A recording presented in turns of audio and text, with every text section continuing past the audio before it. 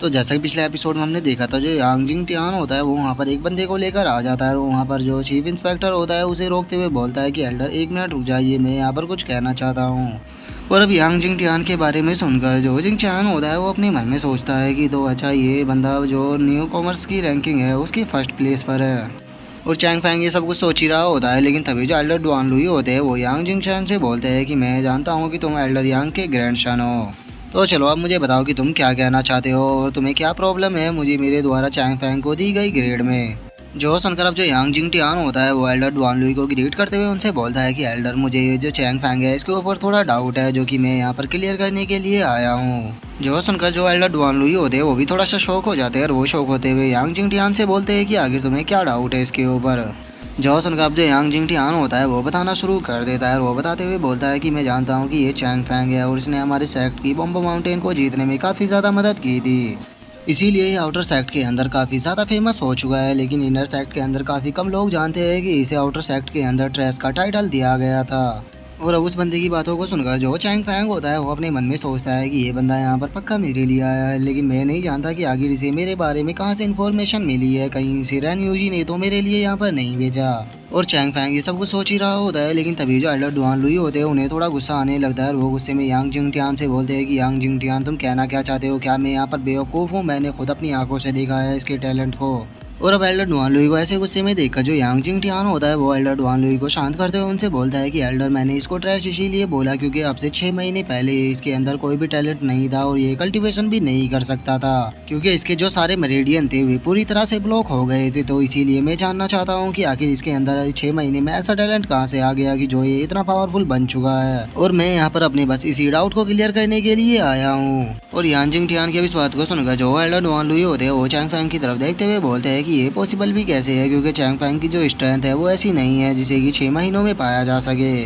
और अब Elder Duan Louis के इतना बोलते के साथ ही वहाँ पर जो डिसाइपल होते हैं वे आपस में बातें करने लगते हैं और उनमें से एक डिसाइपल बोलता है कि मुझे मेरे एक भाई ने बताया था इस चैंग फैंग के बारे में, लेकिन मुझे उसकी बात के ऊपर यकीन नहीं हुआ था, क्योंकि जिन बंदों की मेरिडियन एक बार ब्लॉक हो जाती है उनकी मेरिडियन कभी भी ओपन नहीं हो पाती। तो इसका मतलब जो ये चैंग फैंग है इसने पक्का कोई चीटिंग की है, बिना चीटिंग के ये कभी भी अपनी मेरिडियन को अनलॉक नहीं कर सकता था। और अब उन लोगों की इस तरह की बातों को सुनकर जो यूनर होती है उसे बहुत ही ज़्यादा गुस्सा आने लगता है और वो गुस्से में उन लोगों की तरफ चिल्लाते हुए बोलती है कि आखिर तुम्हारी हिम्मत कैसे हुई मेरे भाई को ट्रैश बोलने की? मैं तुम सभी को जिंदा नहीं छोड़ूंगी, तुम ट्रैश होगी, तुम्हारी फैमिली ट्रैश होगी। और इतना बोलकर जो यूनर होती है वो उन लोगों की तरफ गुस्से में अटैक करने के लिए जा ही रही होती है, लेकिन तभी जो यूनर के साथी होते हैं वो यूनर को पकड़कर उसे शांत करने लगते हैं और वे उसे बोलते हैं कि सिस्टर यूनर प्लीज शांत हो जाओ। और उन लोगों की इस तरह की बातों को सुनकर जो एल्डर डुआन लुई होते हैं वो चैंग फैंग की तरफ देखते हुए उसे बोलते हैं कि चैंग फैंग, तुम इस बारे में क्या कहना चाहोगे? क्या तुम इस बारे में कोई सफाई देना नहीं चाहोगे? और एल्डर डुआन लुई की इस बात को सुनकर जो यांग जिंग टियान होता है वो हंसते हुए चैंग फैंग से बोलता है कि चैंग फैंग, तुम्हें यहाँ पर झूठ बोलने की कोई भी ज़रूरत नहीं है, क्योंकि एल्डर रैन यूजी ने मुझे यहाँ पर तुम्हारी सारी डिटेल दे दी है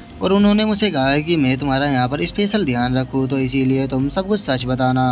और अब यांग जिंग टियान की इस बात को सुनकर जो चैंग फैंग होता है वो एल्डर डुआन लुई से बोलता है कि एल्डर ये सही बोल रहा है, मैं 6 महीने पहले कोई भी कल्टीवेशन नहीं कर सकता था, मेरे सारे मेरिडियन पूरी तरह से ब्लॉक थे। और इतना बोलकर जो चैंग फैंग होता है वो अपने मन में सोचता है कि मुझे लगा ही था कि इसे यहाँ पर एल्डर रैन यूजी ने भेजा है, सच में वो कभी भी नहीं सुधरेगी, लगता है कि उससे मुझे अपना पीछा छुड़ाने के लिए उसे ख़त्म करना ही होगा। और अब चैंग फैंग की बातों को सुनकर जो एल्डर डुआन लुई होते हैं उन्हें भी थोड़ा गुस्सा आने लगता है और वो गुस्से में चैंग फैंग से बोलते हैं कि आखिर ऐसा पॉसिबल भी कैसे है? मुझे तुम्हारी बात के ऊपर यकीन नहीं होता, आखिर तुमने अपने कल्टीवेशन को किस तरह से मैनेज किया है जब तुम्हारे पूरे मेरिडियन ब्लॉक थे। जो सुनकर अब जो चैंग फैंग होता है वो कुछ भी नहीं बोल पाता और वो अपने मन में सोचता है कि मैं यहाँ पर अपने ब्लड ड्रैगन के सीक्रेट को यहाँ पर रिवील नहीं कर सकता। और चैंग फैंग ये सब कुछ सोच ही रहा होता है, लेकिन तभी जो शुयू होता है वो चैंग फैंग की तरफ बढ़ते हुए बोलता है कि चीफ इंस्पेक्टर, ये आपको यहाँ पर कुछ भी नहीं बताएगा, क्योंकि इस बंदे के अंदर कोई भी टैलेंट नहीं है और इसने इनर सेक्ट के अंदर आने के लिए फॉरबिडन ड्रग का यूज़ किया है। और अब हमें इस बंदे के बारे में बताया जाता है कि इसका नाम शुयू है और ये जो न्यू कॉमर की रैंकिंग है उसके 20 प्लेस पर है। और अब शुयू की इस बात को सुनकर वहाँ पर जो डिसाइबल होते हैं वे सभी बहुत ही ज़्यादा शौक हो जाते हैं और एक डिसाइबल शौक होते हुए बोलते हैं कि क्या चैंग फैंग ने सच में यहाँ पर फॉरबिडन ड्रग का यूज किया है। जो सुनकर जो दूसरा बंदा होता है वो पहले वाले से बोलता है कि हाँ, इसने बिल्कुल उस ड्रग का यूज किया होगा, क्योंकि बिना उसके आखिर ये कैसे अपने मेरिडियनों को अनब्लॉक कर लेता और उसी के साथ ये केवल 6 महीनों में ही डिवाइन डोर रियलम पर भी आ गया है। जो सुनकर जो एक और डिसाइबल होता है वो चिल्लाते हुए बोलता है कि आखिर चैंग फैंग इतना बड़ा बेवकूफ़ कैसे हो सकता है कि ये अपनी पावर को कुछ टाइम को बढ़ाने के लिए फॉरबिडन ड्रग का यूज करे, क्योंकि जो फॉरबिडन ड्रग होता है उससे जो लाइफ होती है वो रिस्क में आ जाती है। और उन लोगों की इस तरह की बातों को सुनकर जो यान जिंग टियान होता है वो हंसते हुए अपने मन में सोचता है कि चैंग फैंग, मेरा पहला काम यहाँ पर ये था कि तुम लोग तुम्हारी रेपुटेशन को इन लोगों के बीच में गिरा सकूं, और अब इसके बाद मैं अपने मैन खेल को यहाँ पर स्टार्ट करूंगा। और यान जिंग टियान के इतना बोलते के साथ ही अब हम एल्डर डॉन लुई को देखते हैं, जो कि चैंग फैंग की तरफ देखते हुए उससे पूछता है कि चैंग फैंग, क्या तुमने सच में फॉरबिडन ड्रग का यूज किया है? और एल्डर डुआन लुई की इस बात को सुनकर जो चैंग फैंग होता है वो एल्डर डुआन लुई से बोलता है कि एल्डर डुआन लुई, यहाँ पर इसकी एक्सप्लेनेशन देने का कोई भी फायदा नहीं है। कैसा रहेगा कि अगर मैं आपको अकेले में इस बारे में एक्सप्लेनेशन दूँ तो? और चैंग फैंग की इस बात को सुनकर जो शुरू होता है वो चिल्लाते हुए चैंग फैंग से बोलता है कि चैंग फैंग, तुम्हारी हिम्मत कैसे हुई यहाँ से भागने की? तुम्हें क्या लगता है कि अगर तुम ड्रग का यूज नहीं करते तो तुम 19 रैंक पर आ सकते थे? मुझे देखो, मेरा टैलेंट आउटस्टैंडिंग है, लेकिन उसके बाद भी मुझे यहाँ पर केवल 20 रैंकिंग मिली है, तो फिर आखिर तुम्हारे जैसे एक ट्रैश को 19 रैंकिंग कैसे मिल सकती थी?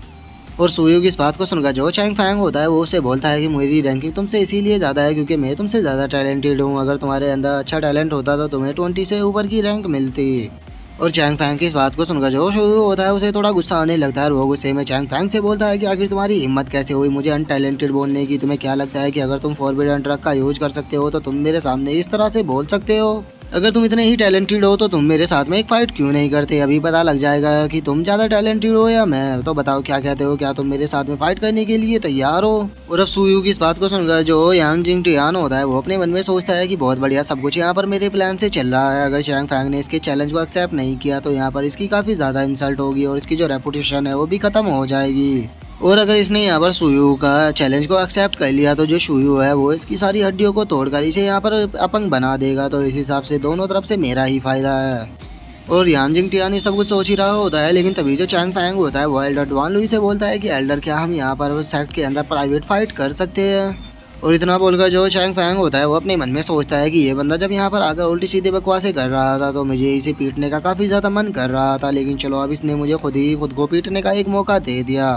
और चैंग फैंग की इस बात को सुनकर जो एल्डर डुआन लुई होते हैं वो चैंग फैंग से बोलते हैं कि क्यूनियन सेक्ट का रूल लॉ ऑफ जंगल के है और तुम यहाँ पर किसी के साथ में भी फाइट को कर सकते हो, और इस फाइट के अंदर तुम जिस चाहे उस वेपन का भी यूज कर सकते हो और चाहे तो सामने वाले को मार भी सकते हो, इसमें तुम्हें कोई भी प्रॉब्लम नहीं आएगी। और एल्डर डुआन लुई की अब इस बात को सुनकर जो शुयू होता है वो चिल्लाते हुए चैंग फैंग से बोलता है कि चैंग फैंग, तुमने अब यहाँ पर रूल को तो सुन ही लिया होगा। अगर अब तुम्हें यहाँ पर डर लग रहा है तो मैं तुम्हें जिंदा जाने दे सकता हूँ, लेकिन तुम्हें अपने घुटनों पर बैठकर मेरे सामने अपनी जान की भीख मांगनी होगी। जो सुनकर जो चैंग फैंग होता है वो अपनी हड्डियों को मटकाते हुए जो शुयू होता है उसे बोलता है कि तुम गलत हो, मैं यहाँ पर केवल रूल को इसीलिए पूछ रहा था ताकि मैं जान सकूँ कि मैं तुम्हें किस लिमिट तक पीट सकता हूँ। और चूंकि अब मुझे यहाँ पर रूल के बारे में पता लग चुका है तो इसीलिए मैं अब तुम्हारे साथ में फाइट करने के लिए पूरी तरह से तैयार हूँ। और अब चैंग फैंग के इतना बोलते के साथ ही जो हमारा आज का एपिसोड है वो यहीं पे कंप्लीट हो जाता है। तो अब नेक्स्ट एपिसोड में देखेंगे कि आगे क्या होता है। अगर आप लोगों को वीडियो अच्छी लगी हो तो लाइक करना, चैनल को सब्सक्राइब करना। मैं मिलता हूँ नेक्स्ट एपिसोड में, तब तक के लिए बाय बाय गाइज।